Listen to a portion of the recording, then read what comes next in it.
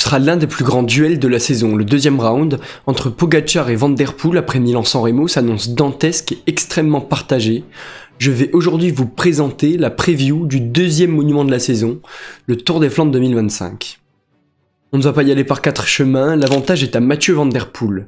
À l'aise sur ses côtes, et notamment lorsqu'il y a du pavé, le néerlandais était aérien l'an dernier, maintenant plus d'1 minute d'avance sur le second groupe. Il se baladait un peu à l'image de ses courses de cyclocross. C'est le monument qui lui convient le plus, même plus que la Primavera, et ça se ressent en regardant son palmarès juste titanesque sur le ronde.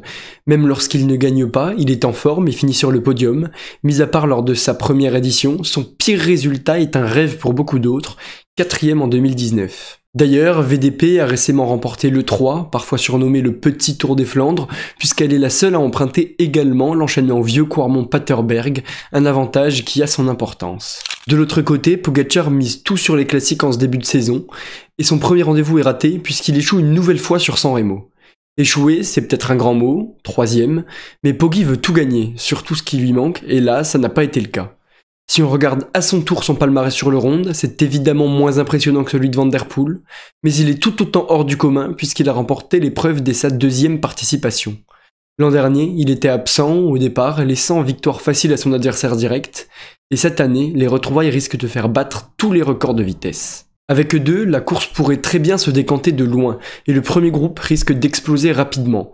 On va alors d'abord analyser le parcours, que vous connaissez sûrement, pour comprendre quand le scénario de course peut prendre un nouveau tournant, avant de s'attarder sur les possibles outsiders qui peuvent gêner nos deux grands favoris, comme l'a fait Filippo Ganna il y a quelques semaines. Le parcours. Les coureurs auront 269 km à parcourir entre Bruges et Oudenaarde, mais devront attendre 120 km pour entrer dans le vif du sujet. On arrive alors dans le passage le plus mythique du monument belge qu'on retrouvera en fin de journée dans une toute autre dimension, le Vieux-Quarmont. Ce dernier, mêlant pourcentage et secteur pavé, sera escaladé à 3 reprises, mais déjà, avant le deuxième passage, il faut boucler environ 90 km, beaucoup plus difficile qu'en début de journée. Les petites côtes vont s'enchaîner, faisant un premier écrémage et de premiers indices sur la forme de certains coureurs, puisque souvent, seulement les leaders et leurs équipiers les plus en jambes seront encore de la partie. On a vu ça l'an dernier avec les multiples attaques de Mads Pedersen. Arrivé au deuxième passage du Vieux-Quarmont, ça ne sera certainement plus un peloton, mais un petit groupe de favoris, voire même moins, en fonction du scénario de course qui se présentera au pied. Ce sera aussi le premier enchaînement avec le Paterberg. Et à partir de là, à une 50aine kilomètres de l'arrivée, la course va entrer dans une nouvelle dimension. Les montées du Koppenberg, Tallenberg ou de Kreuzberg préparons le terrain avant le dernier show de la journée si un écart n'est toujours pas creusé. Une dernière fois, le Vieux-Quarmont et le Paterberg est devenu légendaire pour tout amateur de cyclisme. Ce terrain est connu et pourtant, comme je l'ai expliqué, le scénario de course n'est jamais réellement prévu. Avec les coureurs présents, et notamment notre fameux duo Van Der Poel-Pogačar, on ne peut que s'attendre à une course rapidement décantée, mais à quel point, à quel moment, et avec quelle surprise, ça, seul le terrain nous le dira. On peut quand même essayer de chercher quelques indices, et on va voir ça maintenant avec les outsiders de cette édition. Le premier, qui veut prouver qu'il fait toujours partie des fantastiques, malgré des résultats, attention, toujours hors du commun, mais décroissants ces dernières saisons, je parle évidemment de Wout van Aert, accompagné notamment par Tiesj Benoot ou même Matteo Jorgensen. Vous l'avez compris, la Visma Lease Bike aura un effectif très solide autour de son leader, et s'il n'est pas en forme, ils auront d'autres cartes à jouer, de quoi embêter nos deux favoris. Si on reste focus sur Van Aert, on voit qu'il a toujours occupé de belles positions sans jamais lever les bras, mais il est vrai que même lui, et ça paraît fou de dire ça en connaissant le niveau stratosphérique du Belge, mais même lui serait une grande surprise due à cette concurrence infernale. En plus de ça, ces derniers temps, Van Aert a l'air moins rapide, moins punchy et moins fort. Si on en fait une généralité, alors tenir la roue dans une côte type Vieux-Quarmont d'un Poga ou d'un VDP serait vraiment surprenant. L'autre grand outsider qui pourrait potentiellement espérer contrarier nos deux monstres, c'est Mads Pedersen. Pedersen est toujours en chasse de son premier monument, mais Milan-San Remo n'a rassuré personne, puisqu'il était très loin de pouvoir suivre les accélérations de Poggi dans la Cipressa. Lui aussi a déjà eu de très bons résultats en Flandre avec 2 podiums, alors sa deuxième position et son meilleur classement c'était en 2018, donc ça date un peu, mais depuis il a notamment réintégré le podium en 2023. Derrière justement Van Der Poel et Pogačar. Est-ce qu'il aura les ressources cette année pour monter d'un cran et s'arracher derrière eux? Encore une fois, moi personnellement je l'espère, mais j'ai du mal à voir ce scénario. C'était le dernier à suivre Van Der Poel dans le Vieux-Quarmont lors de l'E3 Saxo Classique, mais il n'avait pas pu rester avec le Néerlandais jusqu'au sommet. Récemment vainqueur de Gand-Wevelgem à la manière d'un fantastique, Pedersen espère passer ce cap. En tout cas, pour s'accrocher à son rêve, il aura une bonne équipe autour de lui, notamment avec Jasper Stuyven, mais moi je crois plus à un exploit de Pedersen sur Roubaix que ce week-end. Et à partir de là, franchement, je ne dis pas que ce sont les seuls à pouvoir potentiellement suivre ou que le classement final sera forcément composé de ces coureurs dans le top 5, mais en tout cas, sur une accélération, j'ai du mal à voir un autre leader qu'eux dans les roues des deux ultra favoris. Allez, s'il faut citer quelques noms, pourquoi pas un Nelson Powless, qui est capable de grands exploits, mais qui est en manque de résultats pour l'instant cette saison. Pourquoi pas Magnus Sheffield pour Ineos, qui lui à l'inverse réalise une saison intéressante.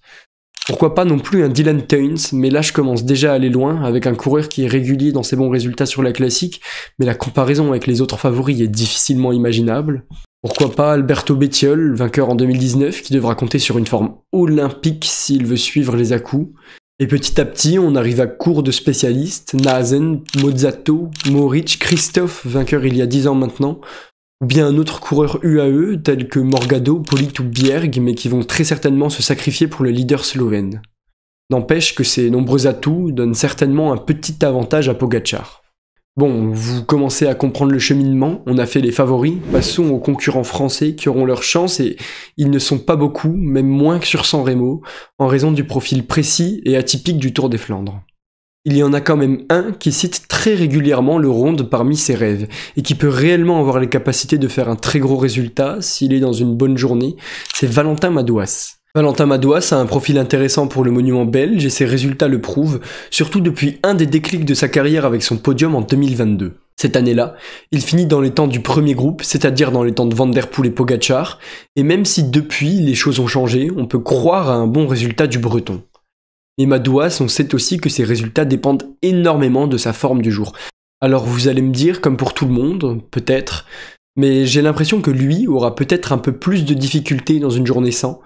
Mais s'il est dans un grand jour et que la préparation s'est bien passée, il peut presque être capable de tout, comme on l'a vu récemment au JO. Alors, est-ce qu'être capable de tout veut dire capable de suivre les accélérations de Pogačar? Peut-être pas, mais en tout cas d'aller faire un beau résultat, ça sans aucun doute. Surtout qu'il sera bien accompagné avec la présence de Stefan Kung 2 fois dans le top 10 des Flandres. Du côté des autres Français, d'abord on peut être déçu de l'absence de Total Energy, et donc de l'absence d'Anthony Turgis, qui a déjà montré de belles choses sur ce type de parcours. Et en fait, sinon, il n'y a pas beaucoup de coureurs nationaux inscrits, mais quand on réfléchit, il n'y en a pas beaucoup qui ont le profil adapté. On peut aussi regretter peut-être l'absence prolongée de Christophe Laporte, mais il ne serait certainement pas allé sur la course avec le rôle de leader. On pourra avoir une petite attention pour le jeune Pierre Gauthierat de la Decathlon ou Mathis Louvel d'Israël Première Tech. Je terminerai par citer Alaphilippe, mais le chouchou du public n'a jamais eu d'heure de gloire sur le monument, malgré plusieurs participations, très certainement en raison des secteurs pavés. J'ai hâte de voir ce Tour des Flandres et j'espère avoir un suspense qui va au-delà de la deuxième manche du duel Van der Poel-Pogačar, même si je crois plus en la possibilité d'une surprise sur Paris-Roubaix que sur cette course. En fait, en raison du profil punchy, ajouté au pavé du Tour des Flandres, on a du mal à s'imaginer même pas quelqu'un qui battrait Van der Poel et Pogačar, mais seulement quelqu'un qui tiendrait leur roue. On a déjà l'impression que les 2 premières places du podium sont dessinées. Pour moi, l'écart de niveau est bien plus flagrant sur un profil comme le Ronde que sur Paris-Roubaix la semaine suivante où des coureurs puissants et pas forcément punchy pourront faire leurs preuves. En tout cas, dites-moi vos avis en commentaire et on se retrouve rapidement pour la preview de Paris-Roubaix et le prochain duel entre nos 2 protagonistes.